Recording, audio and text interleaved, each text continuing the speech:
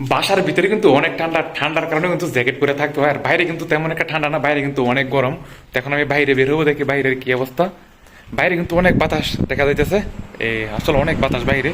আর প্রচন্ড পরিমাণে রোদ উঠছে আজকে, বাইরে অনেক বাতাস। আর রুমের মধ্যে কিন্তু অনেক ঠান্ডা, ঠান্ডার কারণে কিন্তু জ্যাকেট পরে থাকতে হয়। আর বাইরে কি গরম, বাহ কি বাতাস, বাতাস কিন্তু থাকা যেতেছে না। আর বর্তমানে আমি যে পাশে আছি, পাশে বাইরে জায়গাটা কিন্তু অনেক বড়, দেখি কিন্তু অনেক বিশাল বড় জায়গা।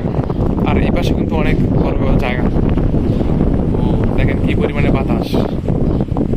আর জর্ডানে কিন্তু প্রচুর পরিমাণে পাহাড়, যে ডাইনে বামে চারিদিকে শুধু পাহাড় আর পাহাড়, এই দিক দিয়ে পাহাড়, তারপর এই পাশে পাহাড়। আর যে নিচের জায়গাটা, এখানে দুইটা বড় বড় কি জানি বলে এগুলো, এই যে পাহাড়ি নিম গাছ। এই যে গেটের সামনে যে দুইটা দেখতেছেন, এটা পাহাড়ি নিম গাছ। আর ওই পাশে গুলো হচ্ছে জৈতুন গাছ।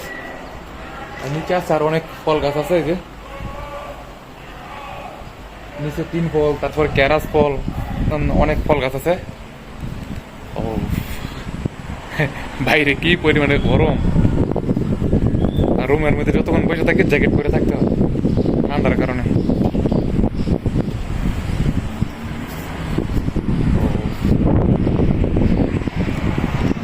এই পাশটাতে একটু যাই, দেখি কি অবস্থা। আবার বাসার এই পাশেও কিন্তু মনে করেন অনেকগুলো নিচে ফল গাছ আছে, এই যে এই পাশে, এই যে মানে বাসার ওই পাশে আঙ্গুল ফলের চারা আছে।